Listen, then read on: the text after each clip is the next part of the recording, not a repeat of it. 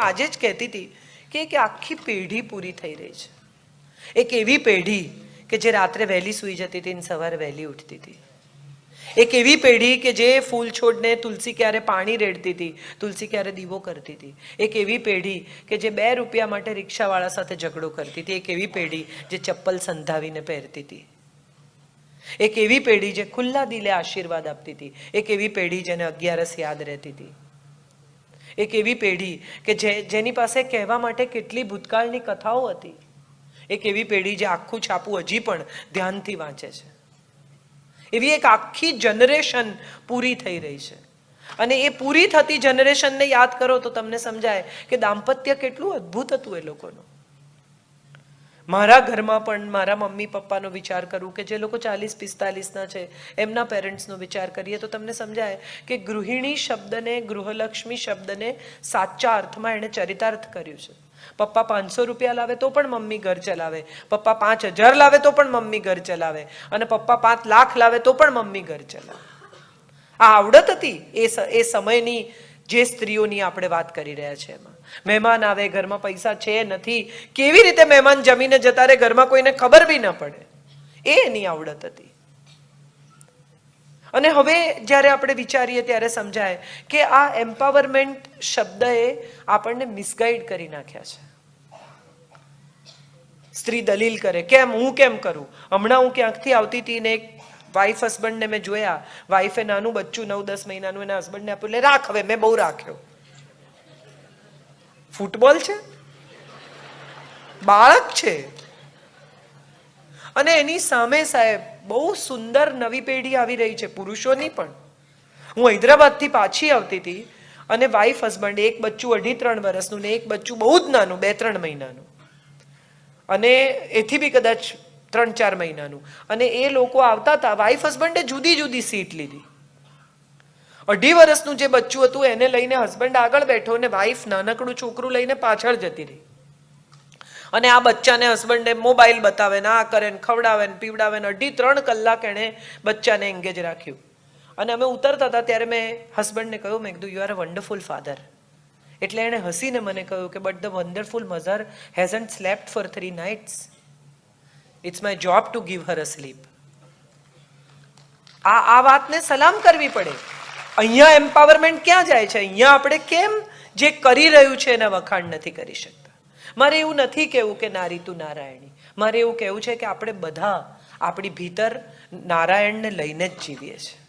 કોઈ એક અદ્ભુત છે, કોઈ એક અદ્ભુત નથી. સ્ત્રી મહાન છે, પુરુષ નથી. સ્ત્રી પુરુષને જન્મ આપે છે, સ્ત્રી ના, આવું બધું કંઈ નથી. આપણે બધા ઈશ્વરના અંશ છીએ. આપણા બધામાં ક્યાંક ઈશ્વર છે. આપણે બધા એકબીજાને સન્માન કરવું જોઈએ. સ્ત્રીઓનું એમ્પાવરમેન્ટ થવું જોઈએ ને પુરુષોનું. હું તો હવે એવા વિચાર મેં એવા ઘરો જોયા છે કે જે ઘરોમાં લગ્નો એટલે ટક્યા છે કારણ કે પતિ સહનશીલ છે. અને આજના સમયમાં એવા ઘરો ઘણા છે. આ વાત તમે સ્વીકારો કે ન સ્વીકારો, મેં જોઈ છે કે પતિ બહુ સહનશીલ છે, શાંત છે, અમુક રીતે રિએક્ટ નથી થતા, માટે એ લગ્ન, એ પરિવાર, એ ઘર ટકી ગયા છે. એ બોલતા નથી. સ્ત્રી પોતાનું બહુ દુઃખ ગ્લોરીફાય કરે. મને આમ દુઃખ, મને એવા હું તો બહેનોને ઓળખું છું કે જેને તમારાથી પૂછાય નહીં કે તબિયત કેમ છે. આવી બને તમારું. કાં તો તમારી પાસે 15 મિનિટ હોવી જોઈએ તમે જ્યારે પૂછો ત્યારે. એક બહુ સરસ હમણાં કોઈ કે રજનીશજીએ બહુ સરસ જોક કશાકમાં મેં સાંભળ્યો એમનો, કે પતિ પત્ની લડતા હતા, સવારે 10 વાગે ઝઘડો શરૂ થયો, આજુબાજુવાળા બધા જોયું, થોડો એન્ટરટેનમેન્ટ ચાલ્યું, પછી 10 વાગ્યા રાતના, એટલે બાજુવાળાને એમ થયું કે ઘણું થયું યાર, હવે આને અટકાવવું જોઈએ. એટલે એક ભાઈ ગયા અને કહ્યું કે ભાભી, ઝઘડો શેમાંથી થયો? એટલે પત્નીએ મગજ ગુમાવ્યું ને કહ્યું કે સવારે 10 વાગ્યાથી ચાલે છે, અત્યાર સુધી કોઈને યાદ હોય કે શેમાંથી થયો? આપણે બધાની આ જ સ્થિતિ છે. ઝઘડો થાય શેમાંથી, પહોંચે ક્યાં? મારે જે કહેવું છે એ કહેવું છે કે સ્ત્રી પાસે શું છે? તો સ્ત્રી પાસે ક્ષમા છે. માફ કરી શકે સાહેબ, દિલ ખોલીને માફ કરી શકે. તમે જુઓ, માં જેટલું માફ કરે ને એટલું જગતમાં કોઈ માફ ન કરે. આવું આપણને 10 વાર, 50 વાર, 100 વાર કહેવામાં આવ્યું. અને ઋગ્વેદનો એક બહુ સુંદર શ્લોક છે જે એમ કહે છે કે તને 10 પુત્રો થાવ, નવવધૂને અપાતા આશીર્વાદ છે કે તને 10 પુત્રો થાવ ને તારો પતિ તારો 11મો પુત્ર બની રહો. એનો અર્થ એમ થયો કે સ્ત્રી પતિ સાથે પણ પુત્ર જેવું વર્તન કરી શકે છે, ક્ષમા કરી શકે છે. સ્ત્રી પાસે અખૂટ ધીરજ છે. તમે જુઓ, માં એક બચ્ચાને જમાડતી હોય ને, એ મોબાઈલ વગર, એ જોવા જેવું દ્રશ્ય હોય છે. હવે તો મમ્મીઓ મોબાઈલ ચાલુ કરે ને ફટફટ કોળિયા ભરાવે અને બચ્ચાને ખબર ના હોય છોકરું શું ખાય છે. સ્વાદ આજના બાળકોને નથી, અથવા એમને જમતી વખતે અમુક પ્રકારની સ્વાદની કે અમુક ફૂડની પેલી નથી થતી. એનું કારણ એ છે કે એનું ધ્યાન જ નથી. બુદ્ધિસ્ટ સંપ્રદાયમાં ઈટિંગ એ મેડિટેશન છે. આપણા શરીરમાં જે પ્રકારની ઉર્જા જાય છે એ ઉર્જા કરેક્ટલી જવી જોઈએ, અને કરેક્ટલી ત્યારે જાય કે જ્યારે તમે તમારા ભોજનમાં રસ લો. હું સદગુરુને મળી ત્યારે હું ચમચીથી ખાતી હતી દાળ ભાત. તો એમણે મને કીધું કેમ ચમચીથી ખાય છે? એટલે મેં કીધું તમને કદાચ ના ગમે તો કે તું મારા માટે જમે છે. હાથેથી ખાવું જોઈએ. પંચતત્વનો કોળિયો બાળકને માં જમાડે, આ દ્રશ્ય જોવા જેવું હોય છે. એટલી ધીરજથી એની પાછળ પાછળ પાછળ પાછળ થાળી લઈને ફરે, અને બચ્ચું એક કોળિયો ખાય ને પછી બીજી 10 જોબ કરે ને પછી પાછી માં એને જમાડે ને વળી પાછું 1 કલાક ભોજન સમારંભ ચાલે. અને માં છતાંય ધીરજથી એણે જેટલો પોર્શન કાઢ્યો હોય એટલો પૂરો ના કરે ત્યાં સુધી એની પાછળ લાગેલી રહે. આ ધીરજ નથી? કેટલી અખૂટ ધીરજ છે. 9 મહિના પેટમાં બાળક રાખવું એ કેટલી મોટી ધીરજ છે. કોઈ દિવસ એવું કહે છે કે ભાઈ 5 મહિના થઈ ગયા, હવે કાઢ લો બસ. આવું તમે કોઈ દિવસ કોઈ સ્ત્રીને કહેતી સાંભળી છે? 3 કિલોનું ઓશિકું અમસ્તું જ સ્ત્રી કે પુરુષ પેટ ઉપર બાંધી જુએ, 2.5 કિલોનું, 2 કલાક, વધારે નહીં. તમને સમજાય કે સતત એ વજન શરીર સાથે જોડાયેલું રાખવું એ કેટલું ડિસ્કમ્ફર્ટ છે. અને છતાં એ ધીરજથી, આનંદથી, સ્નેહથી પ્રતીક્ષા કરે છે આવનારા જીવની. આ કેટલી ધીરજ છે. સ્ત્રી પાસે અખૂટ પ્રેમ છે. ઘરમાં આવનારી બાઈને પણ એ પૂછે, તાવ નથી ને? લે દવા લે, આ કર, ખાઈ લે, સૂઈ જા, જમી લેજે. આ સ્ત્રી પાસે ગુણો છે. આ ગુણોને સાઈડમાં મૂકીને સ્ત્રીઓ શું કરે તો કે દલીલ કરે. કેમ? હું કેમ કરું? અમારે ત્યાં તો જેટલા કિસ્સા આવે બધા કે મારે કેમ કહેવાય, હું કેમ સોરી કહું? ત્યારે મને હંમેશા એનો જવાબ એવો સૂઝે છે કે જેણે સુખી થવું હોય ને એણે પ્રયત્ન કરવો પડે. તમે ડૉક્ટરને ત્યાં જાઓ, તમને પ્રિસ્ક્રિપ્શન લખી આપે અને તમે એને 500 રૂપિયા વધારાના આપીને કહો તમે જ ખાજો. You keep, I don't want. તો તમે સાજા થાઓ? તમારે સુખી થવું હોય તો તમારે પ્રયાસ કરવો પડે. તમારે ક્યાંક પહોંચવું હોય તો તમારે પ્રવાસ કરવો પડે. આ આપણે જ કરવું પડે. હું નરુભાઈને એમ કહું, મારા ડ્રાઈવરને, કે તમે નીકળો વડોદરા, આજે કાર્યક્રમ છે, જઈ આવો. મારે તો આવવું જ પડે. આ આખી વાત હું માનું છું સ્ત્રીઓ ક્યાંક ચૂકી ગઈ છે. ગૌરવ એ એવી વસ્તુ છે કે જે તમને બીજા નથી આપી શકતા, સ્વયં કમાવવું પડે છે. સફળતા, પ્રસિદ્ધિ, સિદ્ધિ, સુખ, સગવડ, સંપત્તિ, આ તો બધા બહુ નાના શબ્દો છે. સ્નેહ સૌથી મોટો શબ્દ છે, અને આ સ્નેહ જાતે જ કમાવવો પડે છે. નારાયણી હોવું એટલે સ્નેહની મૂર્તિ હોવું. જેને જેને તમે પ્રેમ કરી શકો એને પ્રેમ કરવો જ જોઈએ એવું મને હંમેશા લાગ્યું છે. સ્ત્રીઓ કર્કશ થતી જાય છે. તમે જુઓ, ગુસ્સો વધારે, ઇરિટેશન વધારે, પોતાની જાતનું ધ્યાન ન રાખે.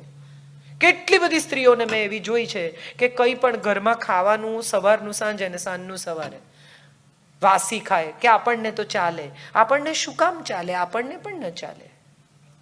લીલું શાક ન ખાય પરિવારમાં, થોડુંક જ શાક હોય, 3 સ્ત્રીઓ એકબીજાને આગ્રહ કરે, તમે લઈ લો, તમે લઈ લો, તમે લઈ લો. મારા સાસુ, મારા નણંદ, હું, અમે બધા જમવા બેઠા હોય ને આવું શાક થોડુંક જ હોય ને બધા આગ્રહ કરે. તો મારો દીકરો 3 વર્ષનો હતો, એણે એક દિવસ મને પૂછ્યું હતું કે હે માં, આપણે ગરીબ છીએ? એને ફિલ્મોમાં આવું જોયેલું કે બધા એકબીજાને આગ્રહ કરે, 2 રોટલી હોય, બધા પરિવાર એકબીજાને. એટલે એણે એક દિવસ મને પૂછ્યું કે હે માં, આપણે ગરીબ છીએ? મને સમજાતું નથી કે આપણે આનંદની બાબતમાં આટલા ગરીબ કેમ છીએ, કેમ એકબીજાને સુખ, આનંદ, સ્નેહ, વાલ આપી નથી શકતા. એક પરિવારમાં 2 સ્ત્રીઓ, 4 સ્ત્રીઓ, 3 સ્ત્રીઓ સાથે રહેતી હોય, તમે જુઓ દરેક વખતે સમસ્યા સ્ત્રીઓથી શરૂ થાય અને સ્ત્રીઓ પર પૂરી થાય. નાની નાની વાતમાં અસલામત થઈ જાય, નાની નાની વાતમાં એમને એમ લાગે કે આ કેમ આમ, ઈર્ષા ખૂબ થાય. ખરેખર આ બધા સ્ત્રીના ગુણો જ નથી, આ બધા બહારથી આવેલા છે. આ આપણા દેશની સ્ત્રીનો ગુણ જ નથી. એક રાજાને એકથી વધુ પત્નીઓ હોય એ આ દેશની પરંપરા હતી, તો ક્યાં ઈર્ષા આવી? સપત્ની એ આ દેશની પરંપરા છે, સંસ્કૃતિ છે. કેટલા આનંદથી સ્વીકારે.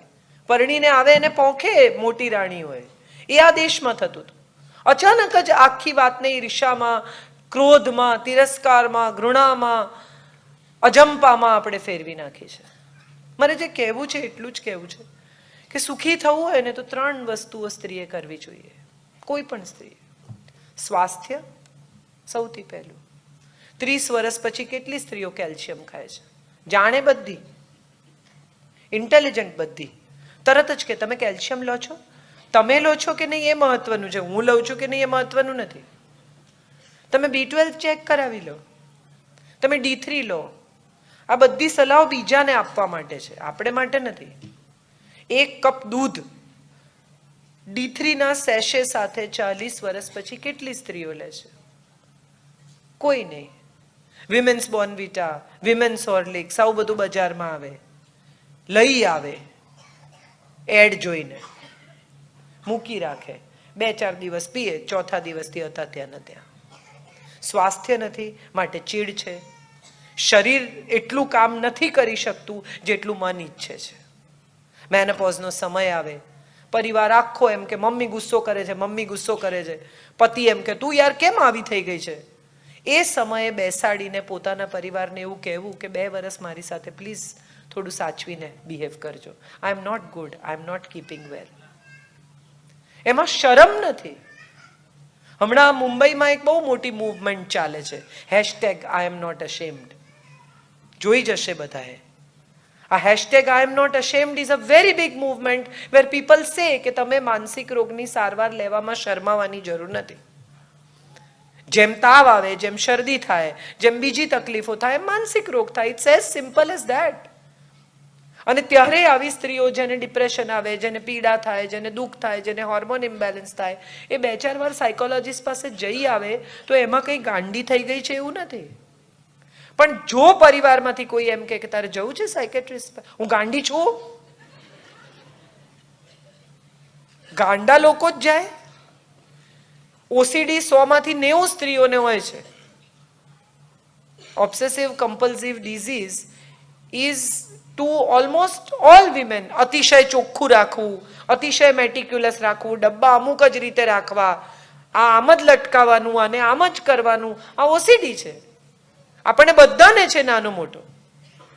પણ આપણે કોઈ દિવસ એ વિશે ધ્યાન આપતા નથી અને એ વિશે સજાગ થતા નથી. એટલે સ્વાસ્થ્ય એ સૌથી પહેલી શરત છે, શાંતિ એ બીજી શરત છે. શાંત રહેવા માટે શું કરવું પડે? તો શાંત રહેવા માટે એ કરવું પડે કે દરેક વાત હું જ કરું એ પરફેક્ટ છે અને હું જ કરું એ જ રીતે થવી જોઈએ, એ આગ્રહ છોડી દેવો. નવી આવેલી છોકરી જો કોઈક રીતે કરતી હોય તો એ જુદી રીતે કરે છે, એકવાર જોઈ તો લો એ શું કરે છે. મોટા ભાગના ઘરોમાં સાસુ એમ કે ટિંડોળા ગોળ નહીં સમારવાના. હવે ગોળ સમારો કે ઊભા સમારો, પેટમાં જ જવાના છે. મમ્મી આખી જિંદગી પ્રયત્ન કરે દીકરાને લીલું શાક ખવડાવવાનો. તું થોડું ચાખી જો ને, થોડું કરી જો ને, દીકરો ખાય નહીં. પછી પત્ની આવે, એ સવારે લીલું શાક કંઈ સમારતી હોય એટલે મમ્મી કહે કે નહીં ખાય.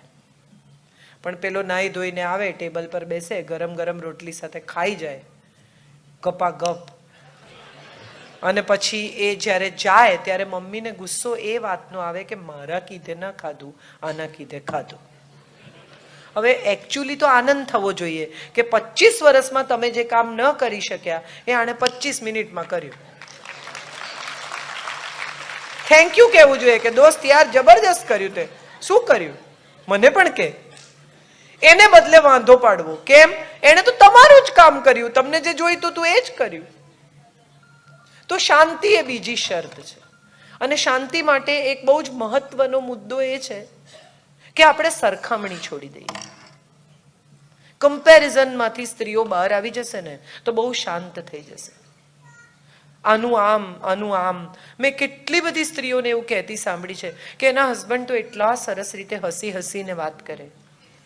એ તમારી સાથે હસી હસીને વાત કરે છે. એને ઘેર જાઓ,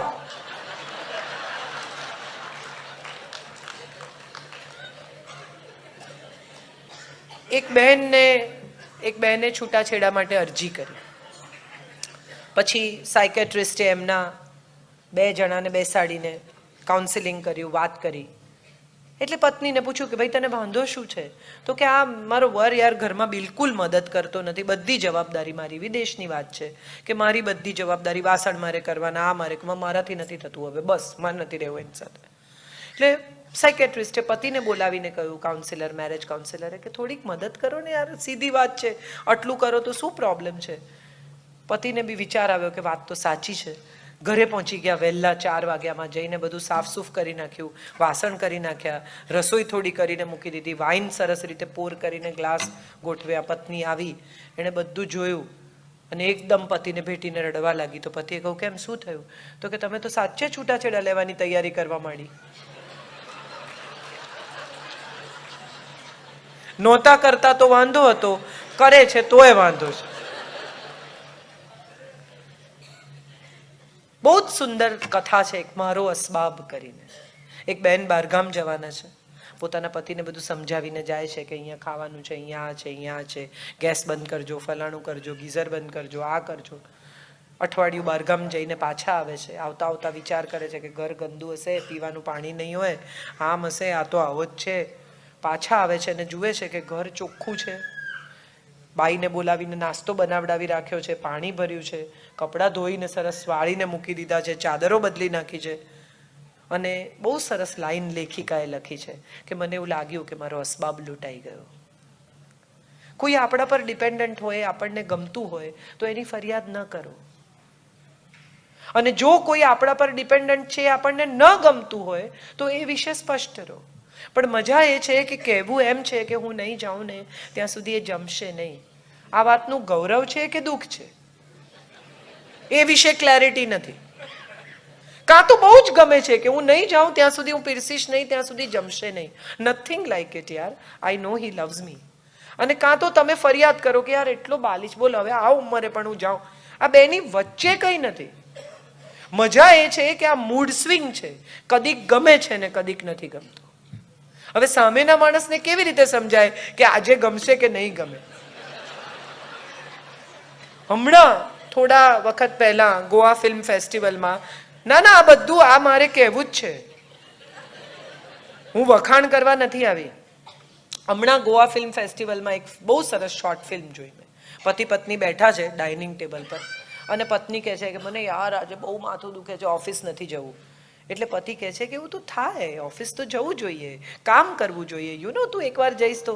એટલે પત્ની ગુસ્સે થઈ જાય છે અને એને કહે છે all I need is a હગ and a little pampering. આટલું ભાષણ શું કરે છે? એટલે પેલો કહે છે અચ્છા ઓકે. પછી તરત નેક્સ્ટ થોડા વખત પછી ફરી એક દિવસ પત્ની કહે છે કે મને માથું દુખે છે. એટલે પતિ આમ આવીને વાલ કરે કે ઘોરે માથું દુખવાની ગોળીને એક ગ્લાસ પાણી લાવ. ઓકે, હવે એ સમજી ગયો કે આ આમ છે. પછી પાછું થોડા દિવસ રહીને કહે છે કે આઈ એમ નોટ ગુડ, મને માથું દુખે છે. એટલે પતિ એક હાથમાં માથું દુખવાની ગોળી, પાણી અને આમ હગ લઈને ઊભો રહ્યો કે આ 3માંથી શું જોઈએ છે. એટલે પત્ની એની સામે જોયો ને કહ્યું કે જો એટલું પણ ના સમજાતું હોય ને તો તારી જોડે રહેવું નકામું છે.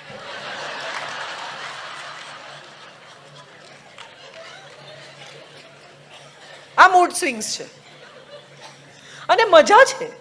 આ મૂડ સ્વિંગ્સની મજા છે. એ રૂકમણી હોય, પાર્વતી હોય, લક્ષ્મી હોય, સરસ્વતી હોય, આ બધાના મૂડ સ્વિંગ છે. પાર્વતી ભીલ થઈને જાય છે પોતાના પતિને રીઝવવા માટે કે મહાદેવ પલળે છે કે નહીં સ્ત્રીને જોઈને. એ પણ પરીક્ષા કરે છે પતિની. આ મૂડ સ્વિંગ્સનો વિરોધ કરવાને બદલે પ્રોબેબલી આ સ્વિંગ સાથે આપણે સ્વિંગ કરવાનું શીખી જઈએ. આ મૂડ સ્વિંગ્સને કંટ્રોલ કરવાને બદલે આ મૂડ સ્વિંગ્સને સમજી લઈએ અને ઘરના લોકોને કહી દઈએ કે આજે મારું નથી મગજ ઠેકાણે, મારાથી જરા દૂર જ રહેજો. કહી શકાય, એમાં કંઈ ખોટું નથી. આપણો ક્રોધ આપણને સમજાઈ જાય ને એનાથી ઉત્તમ બીજી કોઈ સ્થિતિ જ નથી. જેને પોતાની નબળાઈ સમજાઈ જાય ને એ માણસ આ જગતનો સુખીમાં સુખી માણસ છે. તમારા ગુણ તમને સમજાય કે નહીં, તમારો પ્રોબ્લેમ તમને સમજાઈ જવો જોઈએ. એટલે શાંતિ માટે એ પણ જરૂરી છે કે તમારા મૂડ સ્વિંગ્સ તમે ઓળખી જાઓ, તમે શાંત થઈ જાઓ, સામેના માણસ પાસેથી વધુ પડતી અપેક્ષાઓ રાખવાનું ઓછું કરી નાખો. કેટલી બધી સ્ત્રીઓ મને એવું કહેતી મળી છે કે એમને તો ડેટ જ અમારી એનિવર્સરીની યાદ નથી રહેતી. વેરી ગુડ, મારા વરને નથી રહેતી. મેં એવું નક્કી કર્યું છે કે એને આગલે દિવસે કહી દેવાનું કે કાલે આપણી એનિવર્સરી છે. સરળ રસ્તો છે. તમે આખો દિવસ રાહ જુઓ કે એને યાદ રહે છે કે નહીં, અને પછી રાતે 10 વાગે ઝઘડો માંડો કે મને ખબર જ હતી કે તને યાદ તો ગઈકાલે કહેવું જોઈએ. તને જો ખબર જ હતી તો. હમણાં આ વર્ષે મારા લગ્નને 25 વર્ષ પૂરા થયા એટલે મેં એને કહ્યું, મેં કીધું ગિફ્ટ લઈ આવજે. એટલે મને કે શું ગાંડા છે? મેં કીધું ના ગિફ્ટ લઈ આવજે, હું તને સિરિયસલી કહું છું. એટલે એનો બપોરે મેસેજ આવ્યો કે ગિફ્ટ લાવવાની છે, સિરિયસ છે? મેં કીધું એકદમ સિરિયસ. એટલે સાંજે 2 વ્હીલર લઈને ઘરે આવ્યો, ડાયમંડની વીંટી લઈને. મેં કીધું તારી ગાડી ક્યાં ગઈ? કેમ 2 વ્હીલર પર આવ્યો? કે ગાડી વેચીને તો તારી વીંટી લીધી. મારી ભાણીનું 2 વ્હીલર, એવું કંઈ કોઈ ગાડી વેચે નહીં, પણ મજા એ છે કે આ સેન્સ ઓફ હ્યુમરની જગ્યા રહે છે. મારી ભાણીએ મને પૂછ્યું કે મામી તમને વીંટી ગમી? એટલે મેં મારી ભાણીને કહ્યું, મેં કીધું વીંટી ગમી કે નહીં એ બહુ દૂરનો પ્રશ્ન છે, 25 વર્ષે મારી આંગળીનું માપ યાદ છે ને એનો આનંદ છે. સી, બહુ life is a very little thing, it's a very small thing. આપણે બધા મોટી મોટી ખુશીઓ 40 વર્ષ કંઈ ઉજવવાના, 40th બર્થડે પેલું સરપ્રાઈઝ કરે ને અંધારું કરે ને બધા ભેગા થાય ને પછી લાઈટ કરે, હો ને એ પણ વાવ. ત્યારે મને એમ થાય એને નહીં ખબર હોય યાર ઘરમાં જે ચાલે છે એને કોકે ને કોકે કહી જ દીધું હોય, પણ એ પણ તમને ખુશ કરવાનો પ્રયત્ન કરે છે, તમે પણ એને ખુશ કરવાનો પ્રયત્ન કરો છો. તો એનું આટલું બધું જાહેર પ્રદર્શન કરવાને બદલે ક્યાંક સરસ નાનકડી quiet beautiful evening, looking at life once again, sitting together, spending some time, talking about it, bringing a best music that she likes. કેટલી બધી સ્ત્રીઓ એવી ફરિયાદ કરે કે મારા માટે કંઈ લાવતા જ નથી, આટલું બધું ફરે, બોલો કોઈ દિવસ લાવે નહીં. પતિ બિચારો એક દિવસ નક્કી કરે હું કંઈ લઈ જાઉં, સાડી લાવે, ગિફ્ટ રેપ કરાવે, આપે, ખોલે, ગ્રીન.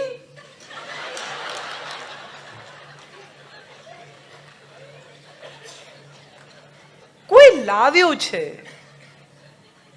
તમે એ વસ્તુનો કેમ આદર નથી કરી શકતા?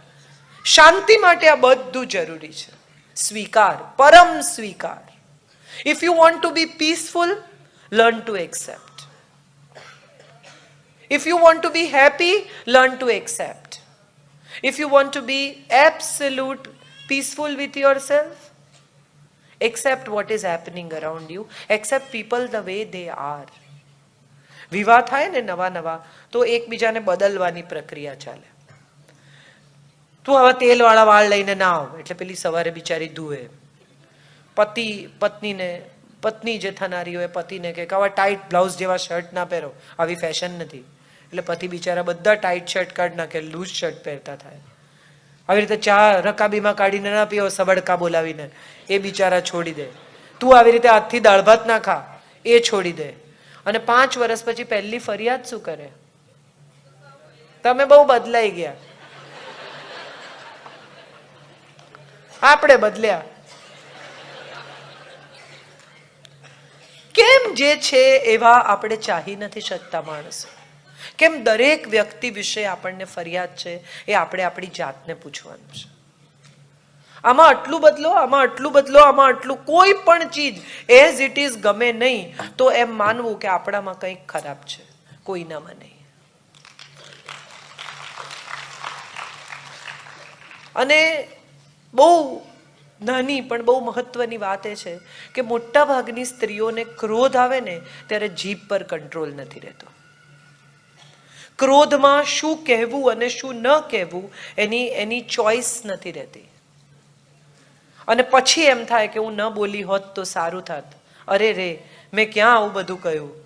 એને બદલે એક ક્ષણ જાતને આપવી અને પૂછવું કે આ જે હું કહેવા જઈ રહી છું એ કહેવું જોઈએ કે ન કહેવું જોઈએ, અને જો ન કહેવું જોઈએ તો ન કહેવું. દરેક માણસમાં એટલી ઇન્ટેલિજન્સ હોય જ છે કે એને સમજાય કે કશું ખોટું થયું છે. સાઉથ ઇન્ડિયન પિક્ચરની જેમ 3 તમાચા મારીને હમણાં જ સમજાવવાની જરૂર નથી. એને પણ સમય આપો, સામેનો માણસ પણ સમજતો હોય છે. થોડો સમય આપો. કોઈ પણ પરિસ્થિતિને, બે લોકોને તમે વિચાર કરો, આ હાડકાનું, હું તો તમને સાદો દાખલો, પ્લાસ્ટર કરે, હાડકું તૂટે તો શું કરે? પ્લાસ્ટર કરે. કેમ? જોડીને એઝ ઇટ ઇઝ રહેવા દે થોડા દિવસ, તો ધીમે ધીમે હાડકું સંધાય.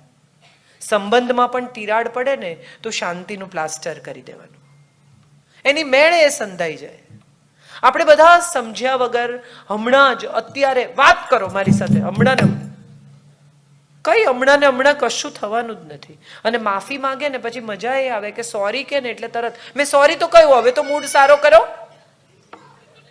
તરત કેવી રીતે કોઈનો મૂડ સારો થાય? દરેક માણસને એટલું લિવરેજ આપવું એ આપણી જવાબદારી છે. આ શાંતિ એ બીજી શરત છે.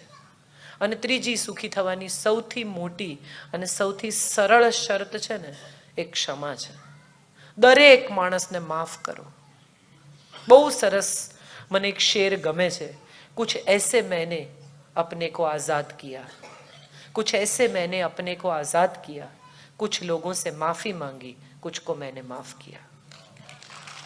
સ્વયંને બાંધી રાખીને તમે વિચારો તો તમને સમજાય કે તમે જેના પર ગુસ્સો કર્યો, હું પાઠ ભણાવી દઈશ ને, હું સીધા કરી નાખીશ ને, હું મગજ ઠેકાણે લાવીશ ને, હું આમ કરીશ ને, આ બધું તમે જે કહો છો ને એ તમારે માટે છે. એને તો કંઈ ફેર જ નથી પડતો. એ તમારા મગજમાં વગર ભાડાની જગ્યા રાખીને રહે છે. અને જ્યારે ને ત્યારે તમે એને યાદ કર્યા વગર રહેતા નથી. એ તમને કોઈ દિવસ યાદ કરતા નથી. સહેજ કંઈ થાય એટલે કે પછી તમને યાદ છે ને પેલા, અરે ભાઈ એ તો ગયો જે કરવાનું હતું એ કરીને. માફ કરી દો, છોડી દો, મુક્ત કરી દો. એ પણ જાય ને તમે પણ છૂટા થાઓ. એક પતિને કોઈ ગર્લફ્રેન્ડ હતી, બેનપણી હતી, પરણ્યા પછી હતી. એ વાતને એટલી ઘૂંટે કે તમને ઘણીવાર એવી નવાઈ લાગે કે આટલું બધું દુઃખી થવા જેવું આમાં ખરેખર કંઈ હતું કે નહોતું. અને જો હતું, ખરેખર તમને એની સામે વિરોધ છે તો મૂકી દો ઘર બેગ ભરીને. ત્યાં જ રહેવું છે, એ જ જગ્યાએ એની સાથે જ જીવવું છે, અને છતાંય હૃદયમાં આ દુઃખ સંગ્રહી રાખવું છે. આ બંને ભેગું નહીં બને. કાં તો તમે શાંત થઈ જાઓ, ક્ષમા કરી દો, સ્વસ્થ થઈ જાઓ અને આ સંબંધને ફરી એકવાર જોડવાનો પ્રયાસ કરો. અને નહીં તો નક્કી કરી લો કે મારે નથી રહેવું એની જોડે, બેકાર માણસ છે. તમે એવું કહો છૂટાછેડા જોઈએ છે કે ના, જુદા નથી પડવું, રહેવું છે સાથે જ અને પેનફુલી કનેક્ટેડ રહેવું છે. આ કેવી વાત છે વિચારો. આનાથી કોણ સુખી થાય છે? આ 3 વાતો સાથે મારે કહેવું છે કે આપણે બધા જ સ્ત્રી, દરેક સ્ત્રી પાસે ગજબ તાકાત છે. પરિવારને અત્યંત સુખી કરવાની, સંતાનોને મોટા કરવાની, સારા નાગરિક બનાવવાની, પોતે ખુશ રહેવાની, પરિવારને ખુશ રાખવાની. આ બધી શક્તિઓને એક બાજુ મૂકીને આપણે શેને માટે ફરિયાદમાં અટવાઈએ છીએ? What is it? દીકરીને પણ માં શીખવાડે, બધા આવા હોય હો, સાચવવાનું. હા, હું મારી દીકરીને એમ શીખવું કે પાછળ સ્કૂટર પર છોકરો કોઈ આવતો હોય કે ચાલતો ચાલતો આવતો હોય તો ઊભા રહેવું અને કેવું, ચાલ આવું જ મારા પપ્પાને મળવા. ડરવાનું શું? કોનાથી ડરવાનું? કરાટે શીખવવાથી કંઈ નહીં થાય, હૃદયમાં હિંમત જોઈશે. સેલ્ફ ડિફેન્સ એ કોઈ બહારથી આવતી તાકાત જ નથી. સેલ્ફ ડિફેન્સ એ ભીતરથી આવતી તાકાત છે. આંખમાં તાકાત હોવી જોઈએ. એક છોકરી જ નક્કી કરે કે મારે ખભે કોણ હાથ મૂકશે ને કોણ નહીં મૂકે. આપણે બધાનો પ્રોબ્લેમ એ છે કે આપણે બધા જ બીજાથી ડરીએ છીએ. ખરેખર ડરવાનું સ્વયંથી જ છે, એનાથી વધારે કોઈનાથી ડરવાનું છે જ નહીં. આપણી ભીતર જ જાનવર છે, બહાર ક્યાંય જાનવર નથી. અને આ વાત સાથે એક સરસ છેલ્લી વાર્તા કહીને મારે મારી વાત પૂરી કરવી છે. ભગવાન બુદ્ધ જ્યારે પોતાને ઘેર પાછા જાય છે કપિલવસ્તુ, ત્યારે પોતાના 2 શિષ્યોને લઈને જાય છે. યશોધરાને મળવા જાય છે. શિષ્યોને કહ્યું છે કે મને મારે કદાચ, રડે, ગુસ્સો કરે, તમે કંઈ નહીં કરતા, તમે ઊભા રહેજો. કારણ કે હું એને મૂકીને ભાગી ગયેલો, એને અધિકાર છે મારા પર ગુસ્સે થવાનો, મને મારવાનો, જે બી મને ખરાબ ખરાબ શબ્દો કહેવાનો. જાય છે, જઈને જુએ છે તો રાજમહેલનો આ ઓરડો સાવ જુદો છે.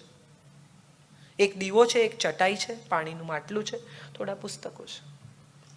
વલકલ પહેરેલી પત્ની છે, સાદા કપડાં પહેરેલી, આવે છે. બુદ્ધ ઊભા રહે છે. યશોધરાને કહે છે કે તારે કંઈ પૂછવું છે?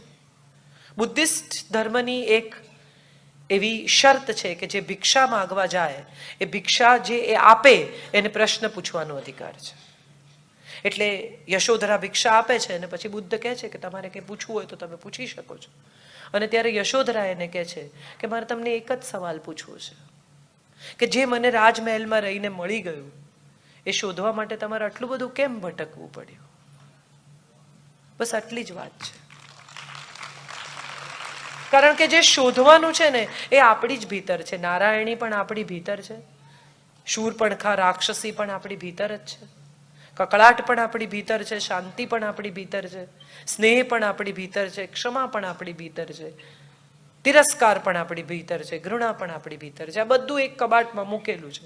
આમાંથી તમને જે કામ લાગે, જે બ્લાઉઝ તમને થતા નથી એ પણ તમે મૂકી રાખ્યા એમ વિચારીને કે કોક દિવસ વજન ઉતરશે ત્યારે પહેરીશ. ઉતરવાનું નથી. હવે તમે 20 વર્ષના હતા અને જે બ્લાઉઝ તમને થતા હતા એ હવે થવાના નથી. એટલે વિચારવાનું કે કોણ પહેરે આટલા સરસ મહેનત કરીને બનાવેલા ડિઝાઇનર બ્લાઉઝ. સરસ યંગ કોઈ છોકરી હોય, કોઈની પુત્ર વધુ પરણીને આવી હોય, એને કહેવું કે બેટા મેં બહુ દિલથી કરાવ્યા છે, પહેરજે ને મને યાદ કરજે, એટલે લઈ જા. જગ્યા કરવી હંમેશા પોતાની ભીતર પણ, કબાટમાં પણ, ઘરમાં પણ, માળિયામાં પણ, વિચારોમાં પણ.